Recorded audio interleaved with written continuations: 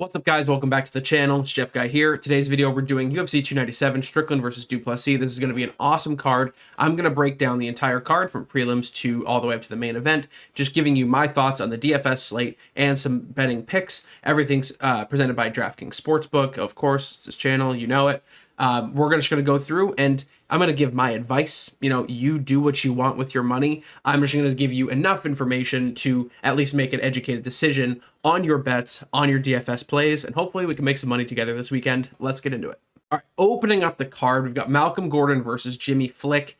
Malcolm Gordon just kind of got pieced up by his last two opponents.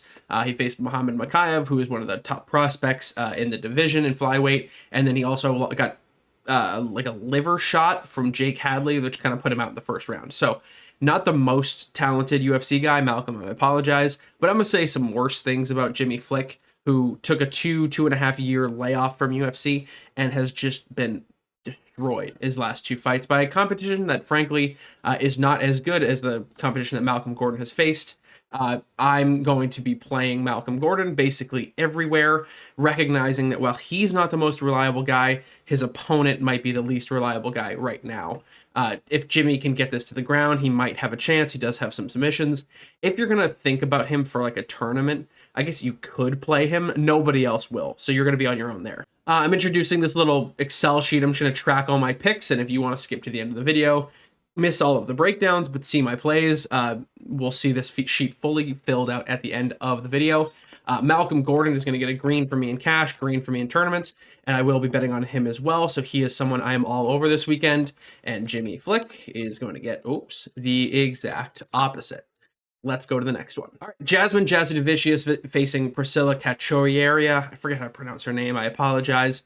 This fight down is relatively straightforward. It's wrestler versus striker. Jasmine is certainly more well-rounded.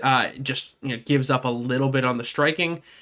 She should shoot takedowns. She should be able to control this fight and do pretty well. She is the most expensive player on the DFS slate. And if you look at her previous fights, she's only really paid that off one time. So she's going to be a really tough play for me in tournaments, given that she's very unlikely to finish this fight and score really well. If you think Priscilla can knock her out, we saw with Ariana Lipski, 108 points there. She paid off 67 with this 77-point decision win, and she paid it off a couple times. So, I think you could play her in a DFS tournament.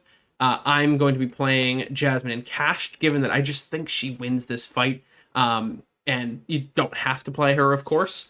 But she's just such a high likelihood of winning. She's pretty safe there. In DFS tournaments, I am not going to be playing her. Actually, you know what? I'll put her a yellow because you could play her given that she's going to win. And if she gets a submission, she'll score highly. And I will be betting on Jasmine. Priscilla is going to be a red in cash. I'm going to say yellow in tournament. And I'm going to go yellow on the bet. I would prefer to play Jasmine, but as you just know with women's MMA, the upsets happen all the time, just more frequently than with the men. So I would consider a bet on her. However, I know I'm backing Jasmine already. I have a couple bets in her with her already.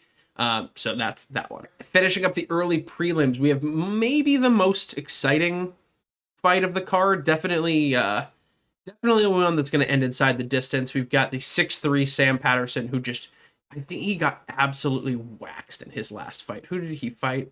Yanal Ashmouz. Yeah, I remember this one. This was at UFC 286 or 286 in London. He just got destroyed. I think he was a pretty heavy favorite in that fight too.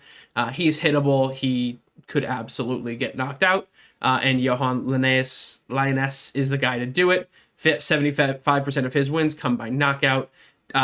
Takes a negative striking differential, but he's a give one to get one fighter. So he will come forward and probably knock Sam Patterson out. But Sam Patterson is a wrestler. If he goes to the ground and Johan tries to follow up, he could catch something late. Sam Patterson, only that one fight in UFC, so we haven't seen the grappling at a high level, but we know it exists just from tape study. And Linus did lose his last fight to Mike Mallet. Not going to blame him there. So we should see some good striking there. We just know that he doesn't have an amazing track record and is gettable on the ground. So I am going to be I'm not going to be playing either of these guys in cash tournaments. I think it's super, super risky, although one of them is probably optimal. And if I had to lean on one, it would be Johan. I will be playing him in tournaments, and I'd say it's a risky play to play Sam Patterson in DFS. I will be betting on Johan, and I will take a prop with him. I'll probably take a first or second round knockout, or of the combination of the two, and I'll let that one run. Sam Patterson, no trust in him at all. Gillian Robinson, easily one of the best grapplers and wrestlers in the women's division, is taking on UFC heartthrob Polyana Viana. They're both coming off losses. Gillian most recently lost to Tabitha Ricci, who, outside of her loss from Lupi Godinez, has looked like someone who could challenge for a title at some point. Where is Polyana Viana? Recently got subbed by Yasmin Lucindo. So she's going to fall in this mid-tier, probably not competing for a title at any point, kind of fighter at this point in her career. I am definitely picking Gillian, just given that she's a little bit stronger on the ground. I think if someone's going to get caught in something, it's going to be Polyana. We just saw her get submitted. I could see that as a realistic scenario here again. So I'm going to say Gillian Robertson is not really a cash play. I think there's better options. But if you find her in your cash lineup, I don't really blame you. She could rack up a lot of control time, takedowns, and a submission at some point. I think she's an excellent tournament play, given that a lot of people will avoid the high-priced women. And so, for example, if you're going to play Jazz Devashius, oh my God, my pronunciation's terrible today. If you're going to play her in cash game, I would rather play Gillian in a tournament, and I'll be betting on Gillian as well, even though the heavy women's favorites are always risky in MMA. I would not play Polyana in cash. She is a very low floor. And probably a low ceiling, given that I don't think she'd be able to get Gillian out of there. And her path to victory lies in a low volume striking matchup. If you want to play her in a tournament, I guess you could. I probably wouldn't. And I will not be betting on Polyana Viana at all. All right. Another super exciting, inexperienced guys. Two guys making their debuts. They actually fought on the Dana White Contender Series, where Seri City actually knocked out Ramon Tavares. It was kind of an early stoppage, as we saw during that episode of the DWCS. But City did win the fight. I wish I could show you guys the footage, but it's paywalled and whatnot. I think City wins this fight again. This is a rematch, of course, because of the early stoppage. But the one thing that we can be pretty sure of is that this fight's not going to go the distance. So I might play him. I'd consider him in cash. I don't think you're off base by wanting to play City in cash. Would not play Tavares in cash. Tournament, I think they're both yellows for me. It's very, very risky to play either guy, just given the likelihood of a knockout here. Whoever wins is probably going to be optimal, and whoever loses is probably going to put up under 10 points. I'm going to be betting on, I guess, both guys. My prop for this one is just a fight not to go to the distance, and I have it in a parlay or two, just assuming that one's going to get a knockout. So, you bet either side of this fight. I think you'll be totally fine. And I wouldn't take anything money line perspective in this fight. I would just take a knockout prop, just because that's how it's going to end.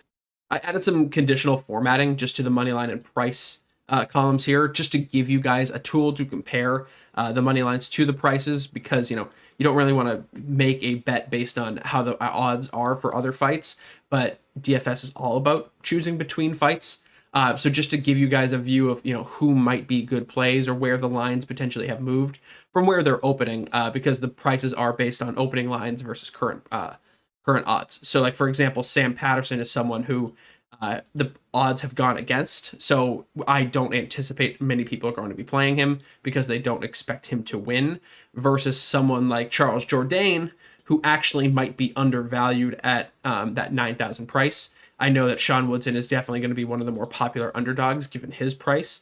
But as you can see, there's just a difference between where the line is now the line has moved in favor of Jourdain versus the opening line, which is reflected by the DFS price. If that doesn't make sense, let me know in the comments and I'll try to explain it better.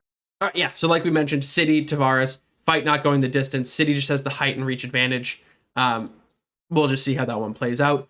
As we just talked about with Charles Jourdain, he is the favorite over Sean Woodson. This is going to be another really, really entertaining fight. And it's we don't have a ton of name brand guys on this card. but we do have a lot of really, really interesting fights, which I'm very excited about. Charles Jourdain wins a lot of his fights by knockout. He's going to possess a little bit of a striking advantage, and both guys have positive striking differentials. I think Charles Jourdain is like the slightly more well-rounded guy in this matchup, so I wouldn't be surprised if Sean Woodson pulled out the upset, but I do have a bet on Charles Jourdain to win, just on the money line. I got that in a little bit earlier in the week. Sean Woodson is a fine play for cash. I think given his price and potential to win, he's one of the better plays on the lower end, and playing him is going to allow you to get to two of the higher price guys, like a Mike Mallet, like Jasmine Jasnavicius, or someone else up there.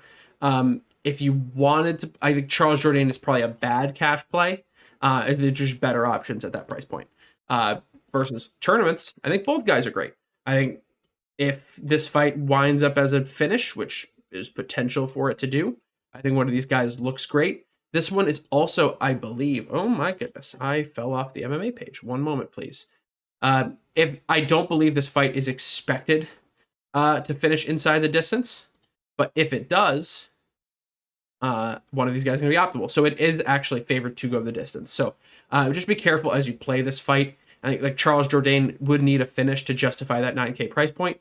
So just be careful there. Like I mentioned, I do have a bet on Charles Jourdain, so I'm going to bet on him. If you wanted to pick Sean Woodson, do not blame you at all. Canada's own Brad Katona still rocking the McGregor Ultimate Fighter shorts. He's in his second UFC stint, going into his second UFC fight on the current contract, going against Garrett Armfield, who's a newer guy, had an awesome win, I believe, in his last fight. He is like kind of like a kill or be killed guy. 2 fights, neither have gone the distance, and looked really, really good in this fight back in August. I believe 8 is August. I don't know. Brad Katona is clearly the more experienced guy in this matchup. You know, he's been fighting in UFC since 2018, had a layoff as he was cut after 2 straight losses there. Lost to Marab, you know, it's good competition there. So Katona 8,800 is a lot of salary to give up if you're going to roster him. He did pay that off against Cody Gibson, but that fight was an absolute war. And like you can see, no knockdowns, no takedowns, no control time. It's just simply a tough ask to pay that 8,800 for a guy who might just poke around and you know, get his way to a low volume decision win. However, he probably is going to win this fight. He's just the more experienced guy in the octagon at this point. He hasn't taken a ton of damage despite being a little bit older. And yeah, if I had to pick a guy, I'm picking Katona in this matchup. However, Garrett Armfield live for a knockout. If you wanted to play him, sure, why not? I think Katona is probably going to be one of the more popular guys, at least from a tournament perspective. Cash, maybe. Tournament, maybe. Armfield, maybe. Maybe. I would actually say Green in tournaments. I like him as a pivot. I don't think a lot of people are going to be on him. If you wanted to bet on either guy, I'd say Katona is a yes, and Armfield is a maybe. Everybody's favorite underdog this week, Arnold Allen, has taken on everyone's least favorite Movsar Evloev. Evloev most notably beat Diego Lopez in his last matchup. Lopez is an absolute dog, came in on short notice and gave Evloev all kinds of trouble. He was 9,400 in that fight and a minus 1,000 favorite. As you could see, Evloev, you know, undefeated in his MMA career, has like average closing prices 94, 92, 94, 94. So we're getting a massive discount. Shows DraftKings has some respect for the guy. On the other side, Arnold Allen, whose only career loss was to Max Holloway. That fight was 100% boxing, which Max Holloway, you know, is probably the best boxer in UFC. So we'll see if Arnold Allen can defend the takedowns, which I know he does have good takedown defense. I think Evloev is just a better prospect. I hate to say it. He's just simply more well-rounded. So I think both guys are more than fine for cash. I think Arnold Allen is certainly going to be one of the heaviest played guys, just given that he's 7,500 and he's usually a really, really heavy favorite when he's on these slates. I would play both guys in tournaments. I wouldn't play them together. You know, I don't like to do that just because you're guaranteeing yourself a loss. And if it's a draw, you're losing 2 lineups spots. I'm going to bet on Evloev, and I'll caution against Arnold Allen. But again, it's a yellow. Do what you want to do with All right, moving up the card, 4 fights left. Chris Curtis, the teammate of Sean Strickland, is taking on Marc-Andre Barriault. Barriault, French Canadian. Do with that what you will. The story of this one is Marc-Andre is going to come forward. He is the more aggressive striker, even though both guys are strikers. And Chris Curtis is the notable counter striker. So he's going to be following the dance versus leading it. I think that's where he's most comfortable, and it's where he's also most dangerous. I think this fight is favored. It's another one that's favored to go the distance. Over 2.5 rounds is -166 on DraftKings Sportsbook, and Chris Curtis is the -185 favorite. I think I'm going to pick Chris Curtis in this fight. I don't feel great about that one. I think this fight does not go the distance. So I think I might recommend a play, on the under at plus money. You could also take either guy to win by knockout, depending on who you really feel. I wouldn't play Chris Curtis at 8,500. I would much rather play Evelev in cash, just $200 more, and find the savings elsewhere. If you really feel confident in him winning, go for it. But man, the potential for a low scoring knockout is certainly there. As you can see, like his last fight was a not decision. It was eye poke, I believe. His lost to Gastelum in a decision. He put up 30 points. Lost to Hermanson. He put up 17. And if he wins by knockout, he'll score 95 and certainly be worth it. As you can see, 3 of his 4 wins on this, or 4 of his 5, 3 of his 4 wins. Jeez.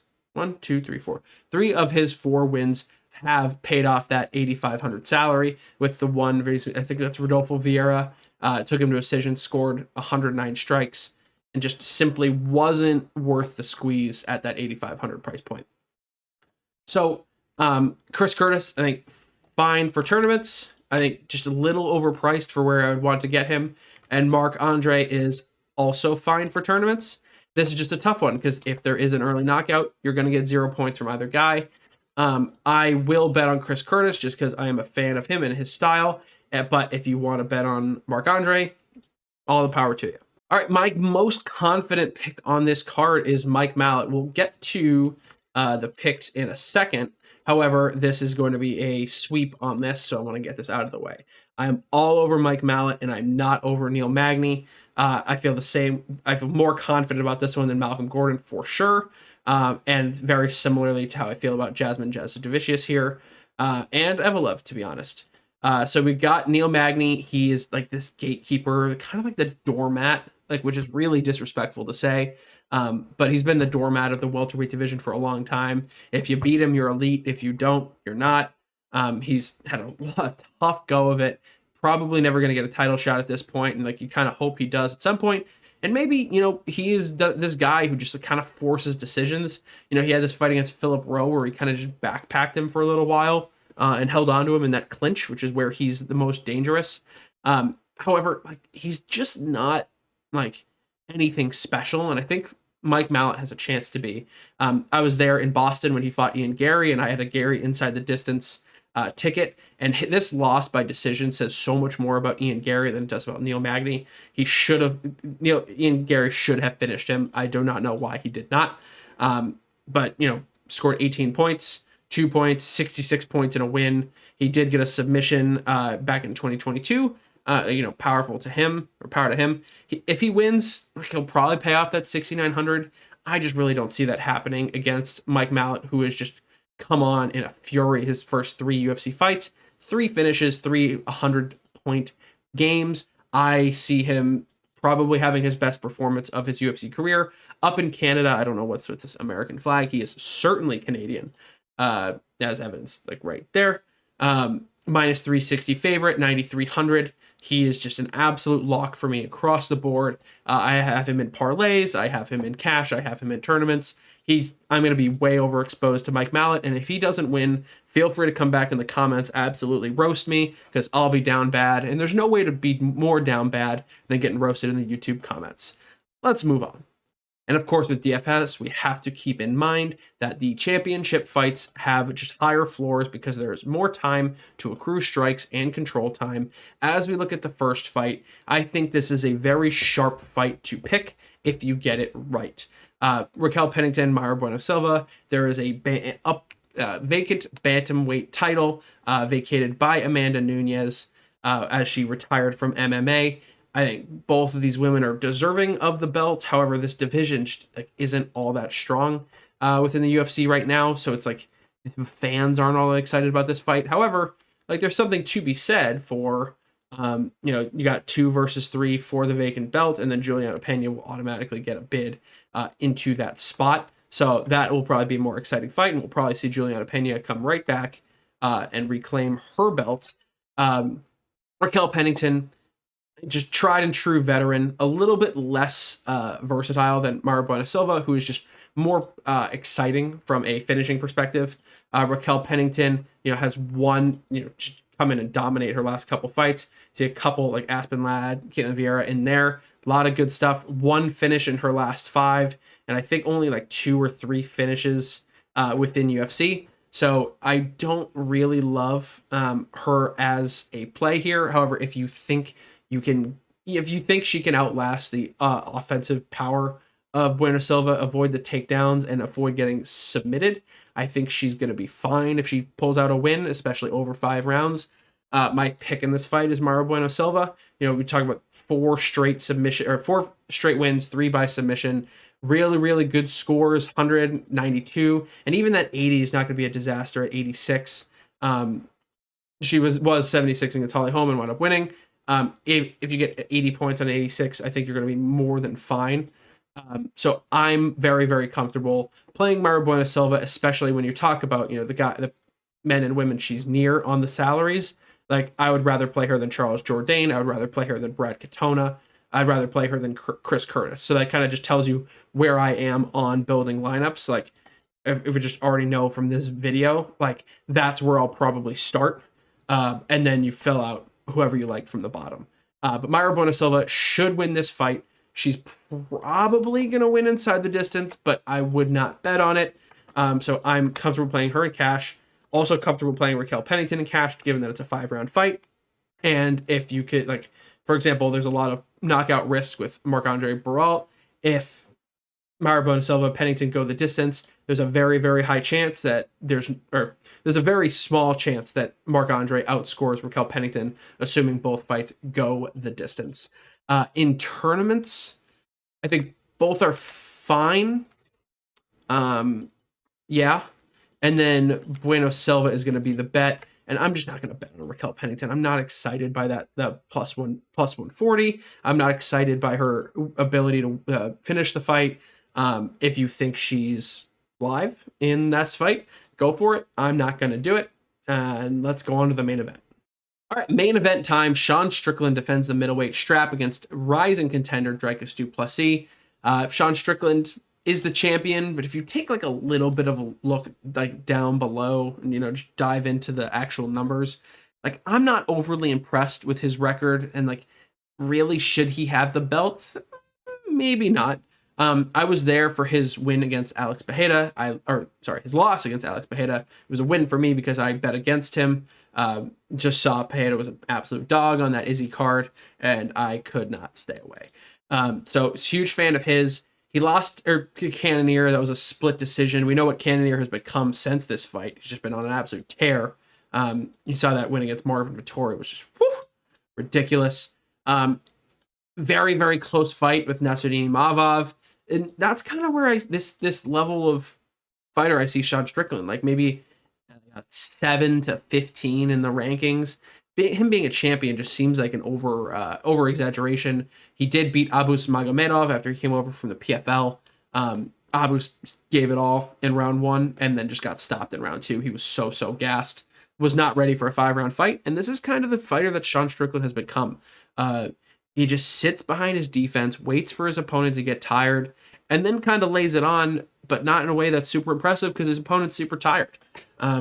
We saw in the Adesanya fight, he kind of just stood there for 5 rounds, and Izzy stood there for 5 rounds as well. There was one moment where Sean Strickland had Izzy hurt on a counter strike, couldn't get him out of there, which I thought was not great. I know he got within himself and composed himself, made sure he wasn't going to get tired. And then he's like the exact opposite of who he is on camera in the octagon. Composed, 100% with it. His defense is up and solid. I just don't know if that works against Dricus.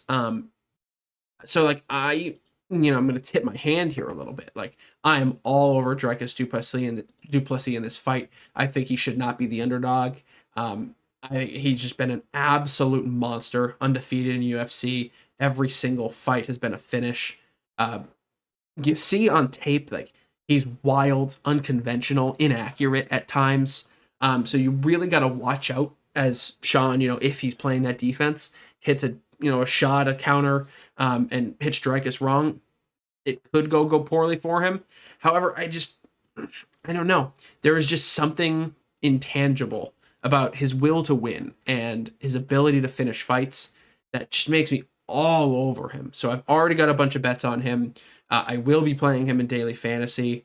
But that's not to say he's a lock to win by any means. I feel very confident in saying that Dricus Duplessis is going to be my pick, and he is green across the board. And this is also going to be a scenario where I go green for Sean Strickland. Given that it's a 5-round fight and probably is going to go 3.5 rounds. Both guys are going to be super live in cash. They're also like the coin flip fight at that 82, 800 price. So either guy could easily win. Both guys are going to be super live for tournaments if chalky. I think a lot of people will play this fight. So actually, I'm going to downgrade this to yellow a little bit because it's going to be all over the place. And because it's such a coin flip fight, you really don't know who's going to come out and you really don't know who's going to win. So I'm going to change my perspective and not bet on, or not recommend both guys for tournaments. I would probably have one if you feel confident. Adjust your weightings, especially if you're playing mass multi-entry. Just be careful in DFS here. And then, I got this wrong. Sean Strickland is going to be my cautionary, if you feel good about it, bet. But I'm all over Dricus Duplessis. I think he's an absolute smash. So we're going to play him there. If you're looking at some builds for lineups, like something like this would probably work. He's got 7,700 left. So if you take a look at the bottom, you play like a Sean Woodson, get up to 8,200. You could double stack the main event, something like that. You come down here, you play Tavares versus City. And then you find yourself, with, not Jimmy Flick, Sam Patterson, hope for that submission. Chris Curtis against, or MAB, you play him. Pennington, Allen, Armfield, all these guys are super live. I'm probably going to land somewhere, I don't know, try to land somewhere in here. I really want to play City, but I just simply can't afford him with this current build. So maybe do something like this, a little bit of this. Nope, can't even do that. Let's come down a little bit further. Play Malcolm Gordon. Why am I not doing that already? And then, try to fade the women's fight. There's a couple different ways to build lineups here. I think this would be awesome if you can get, these are probably my 4 favorite plays on the card. Probably, or 5 favorite plays, 4 favorite plays, 3 favorite plays, 2 favorite, top 3 plays right there. If you can play these 3 guys in a lineup, I think you're in a great shape. And you should be able to get 3 out of your 6 wins. Good luck building the rest of that lineup. You're going to be a little constricted, but I think there's plenty of underdogs and plenty of spots you can attack, both from cash and DFS. So just be careful here. But hopefully you guys enjoyed the breakdown. Hopefully it wasn't too long for you. And we'll see you guys in the next one. Make sure you comment, like, subscribe. Just help me keep bringing you this content. And we'll see you in the next one.